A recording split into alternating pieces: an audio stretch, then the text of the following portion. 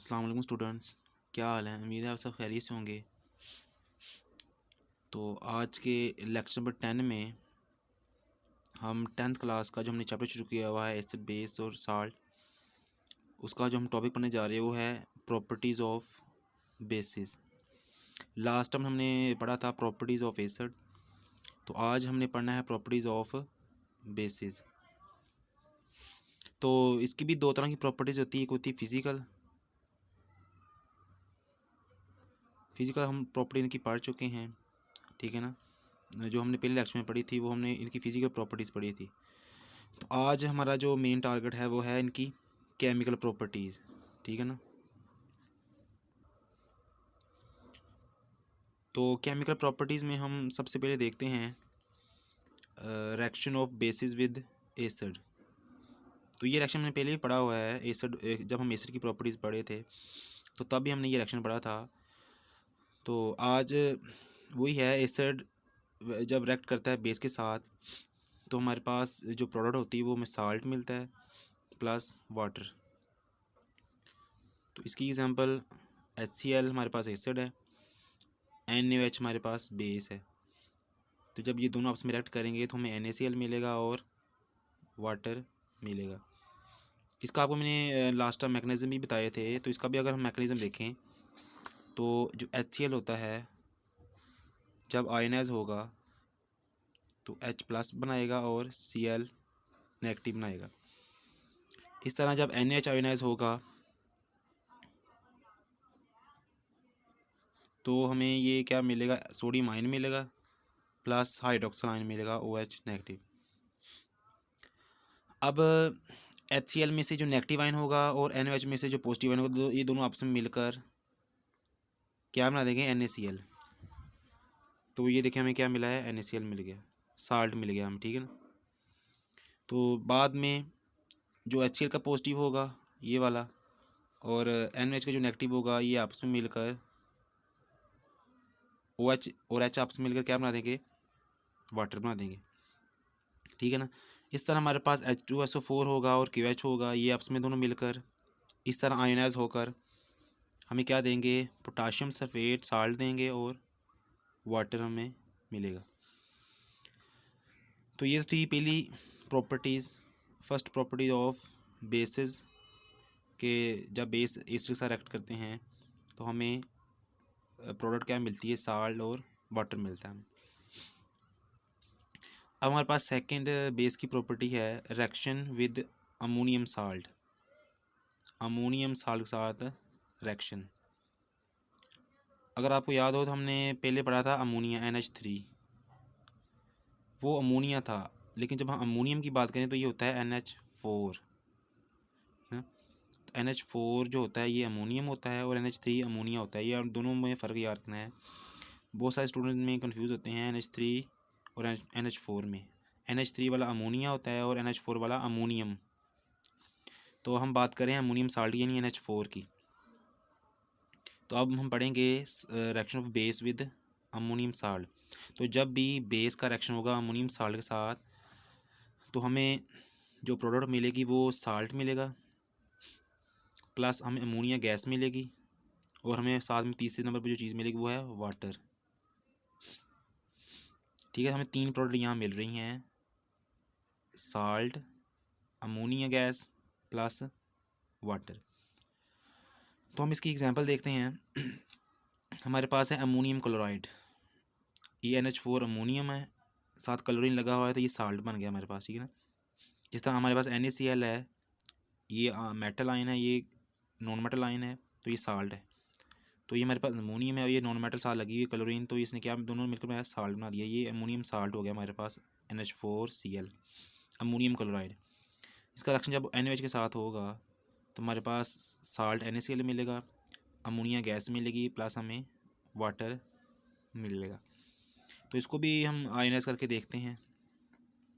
हमारे पास सबसे पहले NH4 है, NH4Cl जब ये आयनाइज होगा तो हमारे पास क्या मिलेगा, NH4 अमोनियम आयन मिलेगा प्लस Cl यानी क्लोराइड आयन हमें मिलेगा।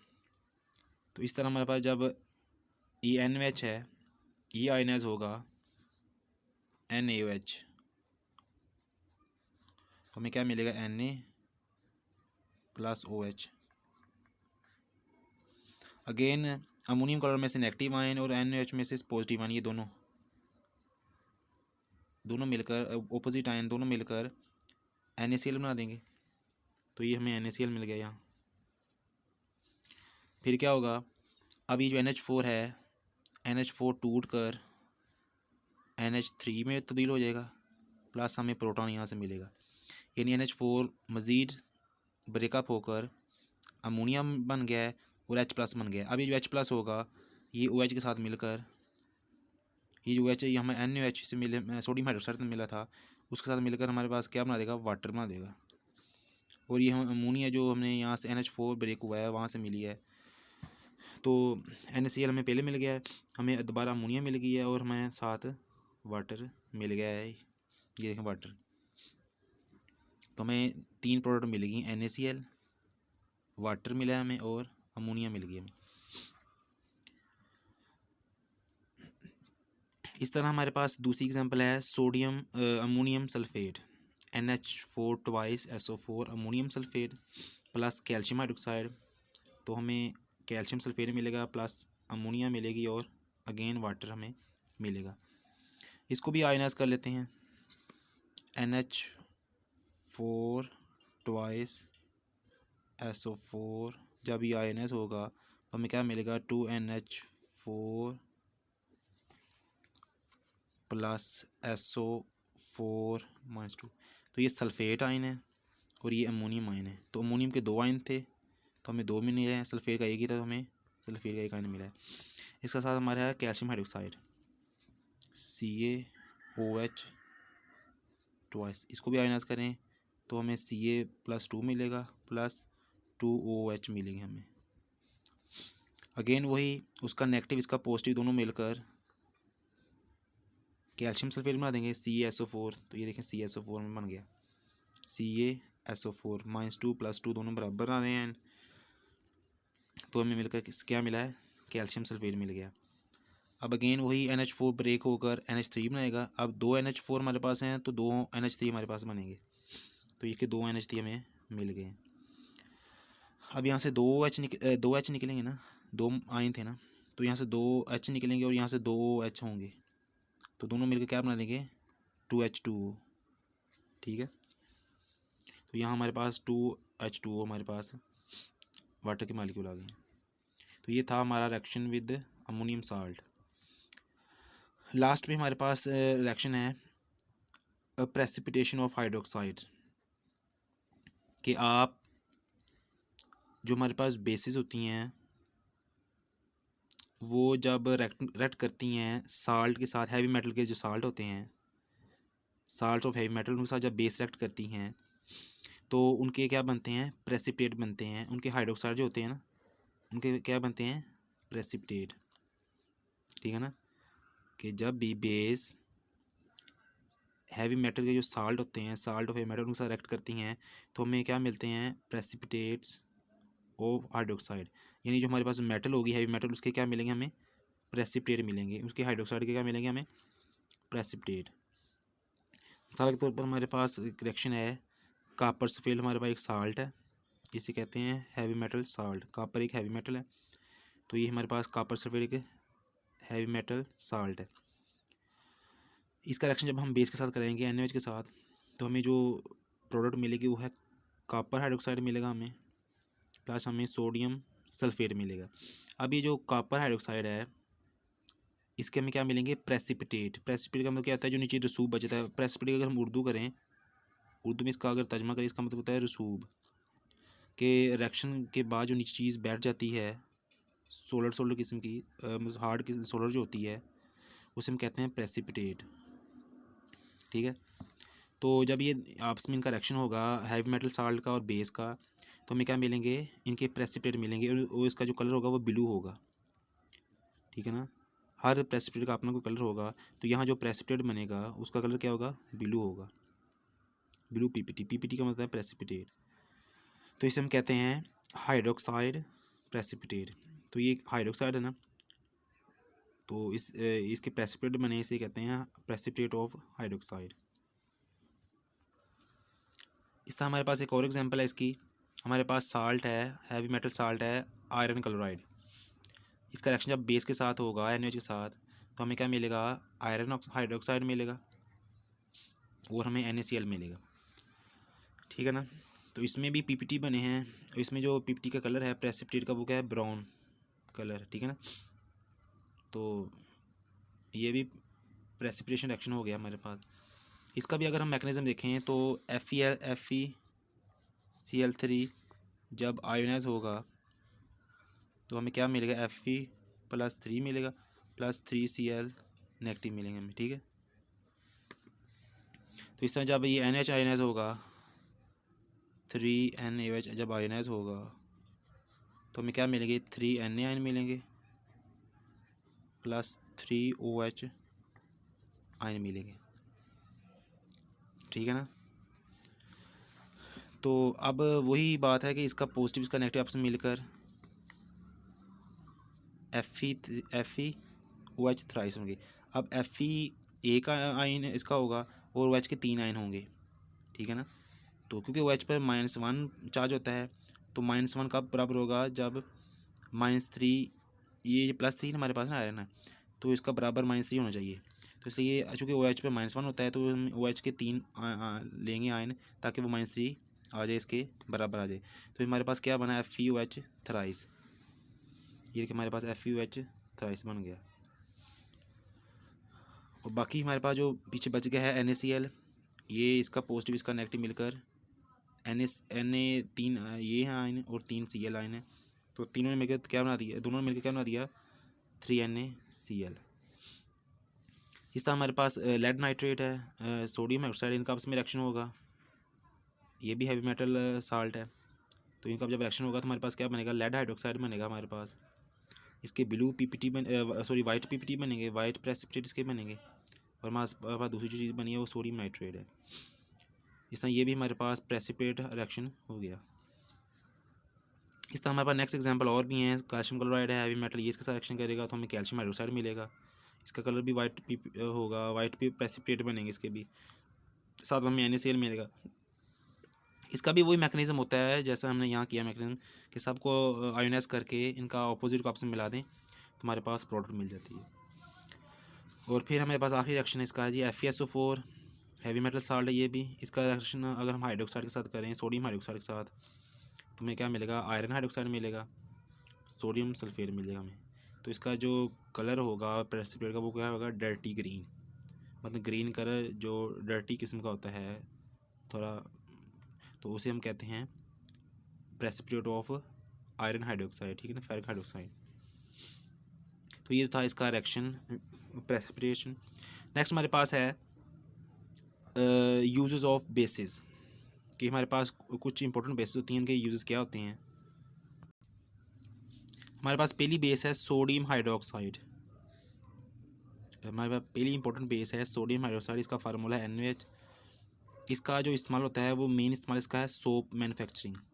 जितने भी हमारे सोप इंडस्ट्री होती है, सोप कई किस्म का होता है, एक फेस सोप होता है और कई और मतलब कपड़े वगैरह धोने के लिए जो सोप होती हैं, उन सब में मोस्टली क्या डाला जाता है, NaOH बेस। तो इसका जो सोडियम हाइड्रोक्साइड का जो मेन इस्तेमाल है, यूज़ है, वो कहाँ होता है, सोप इंडस्ट्री में, सोप बनाने के लिए, साबुन बनाने के लिए, ठीक है ना, साबुन बनाने के लिए। दूसरे नंबर पर हमारे पास जो बेस इंपॉर्टेंट आती है वो है कैल्शियम हाइड्रोक्साइड। इसका फार्मूला है CaOH ट्वाइस, कैल्शियम हाइड्रोक्साइड। तो इसका जो यूज़ होता है मेन, वो कहाँ होता है, ब्लीचिंग पाउडर की तैयारी में। हमारा जो ब्लीचिंग पाउडर होता है जो हम यूज़ करते हैं, ठीक है ना, उसकी तैयारी में इसको इस्तेमाल करते हैं कैल्शियम हाइड्रोक्साइड को। उसके अलावा इसको यूज़ करते हैं हम सॉफ्टनिंग ऑफ हार्ड वाटर। हमारे पास जो हार्ड वाटर होता है जिसमें जाग अच्छी नहीं बनती सोप वगैरह की, डिटर्जेंट्स वगैरह की, तो उसको सॉफ्ट करने के लिए हम ये क्या यूज़ करते हैं, कैल्शियम हाइड्रोक्साइड, ठीक है। तो तीसरे में हमारे पास इसका यूज़ कहाँ होता है, for neutralising acidic soil due to acid rain. कि हमारे पास जो तेज़ाबी बारिश होती है, जब बारिश होती है तो उसके अंदर तेज़ाब होता है, उसे कहते हैं एसिड रेन। तो जब वो रेन बारिश यानी बारिश का पानी ज़मीन तक पहुंचता है तो वो ज़मीन को क्या करता है, एसिडिक कर देता है। एसिडिक सोइल के अंदर फसलें अच्छी तरह नहीं होती, फसलों की नशोनुमा अच्छी नहीं होती। तो अब उस ज़मीन को सही करने के लिए, उसको न्यूट्रलाइज़ करने के लिए हम क्या डालते हैं, बेस डालते हैं। तो जब एसिड का बेस के साथ रिएक्शन होगा तो जो ज़मीन की एसिडिटी है वो क्या हो जाएगी, ख़त्म हो जाएगी, न्यूट्रलाइज हो जाएगी। इस मकसद के लिए हम क्या यूज़ करते हैं, कैल्शियम हाइड्रोक्साइड। फिर हमारे पास तीसरे नंबर पर आती है जो बेस आती है वो है पोटाशियम हाइड्रोक्साइड। इसका जो फार्मूला है वो KOH है। और इसका जो मेन यूज़ होता है वो क्या होता है, अल्कलाइन बैटरीज़ के अंदर। हमारी जो बैटरीज़ होती हैं अल्कलाइन, उसके अंदर इसका हम यूज़ करते हैं। और अब हमारे पास चौथे नंबर पर हमारे पास जो इम्पोर्टेंट बेस आती है वो है मैग्नीशियम हाइड्रोक्साइड, MgOH ट्वाइस इसका फार्मूला है। नंबर में इसको हम यूज़ करते हैं बीज स्टिंग्स। जो मक्खियाँ होती हैं जब हमें काटती हैं तो उनके अंदर जो एसिड पाया जाता है उसको न्यूट्रलाइज़ करने के लिए, यानी मक्खियों का जो डंक होता है उसमें क्या पाया जाता है, एसिड। अब उस एसिड को न्यूट्रलाइज़ करने के लिए हम क्या यूज़ करते हैं, मैग्नीशियम हाइड्रोक्साइड। इससे क्या होता है, ये बेस जो होती है उसके साथ रिएक्ट करती है इसके साथ, जिससे उसका जो डंक होता है वो क्या हो जाता है, न्यूट्रलाइज़ हो जाता है, उससे पेन वगैरह नहीं होती। फिर सेकंड नंबर पे इसको इस्तेमाल करते हैं to neutralise acidity of stomach. हमारे मैदे के अंदर HCl एसिड पाया जाता है, तेज़ाब पाया जाता है, हाइड्रोक्लोरिक एसिड। तो जब ये कंसनट्रेटेड हो जाता है तो इसे हम कहते हैं एसिडिटी ऑफ स्टमक, मैदे में तेज़ाबियत हो जाती है। तो इस तेज़ाबियत को कम करने के लिए, न्यूट्रलाइज़ करने के लिए हम क्या डालते हैं, बेस। वो बेस कौन सी है, मैग्नीशियम हाइड्रोक्साइड। ये बेस रिएक्शन करती है HCl के साथ, एसिड के साथ, जिससे क्या होता है, न्यूट्रलाइजेशन हो जाती है। फिर हमारे पास पाँचवें नंबर पर आती है अमोनियम हाइड्रोक्साइड। अमोनियम हाइड्रोक्साइड का जो फार्मूला है वो है AlOH थ्राइस।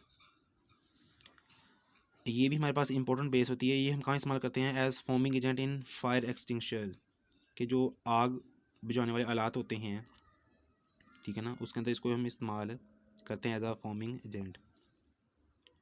और लास्ट पे हमारे पास है अमोनियम हाइड्रोक्साइड।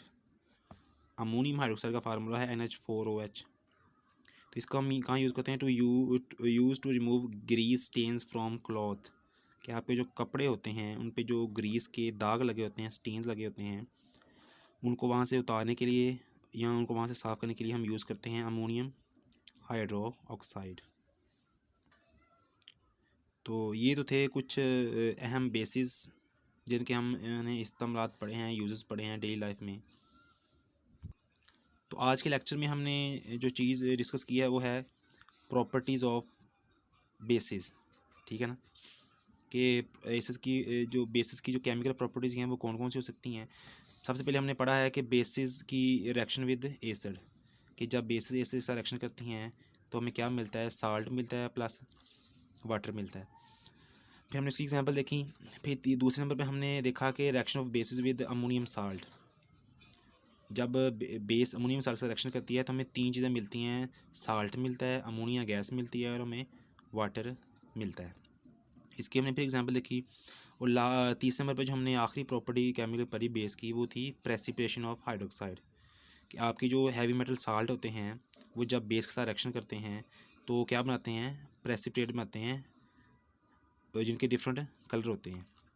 इसे कहते हैं प्रेसिपिटेट ऑफ हाइड्रोक्साइड। तो ये जो प्रेसिपिटेट होते हैं ये क्या होते हैं, हाइड्रोक्साइड होते हैं। जिस तरह हमारे पास कॉपर हाइड्रोक्साइड है, इस तरह और हैवी मेटल जो होंगी वो भी इस तरह के प्रेसिपिटेट बनाएगी। फिर हमने मज़ीद एग्जांपल देखी प्रेसिपिटेट रिएक्शन की।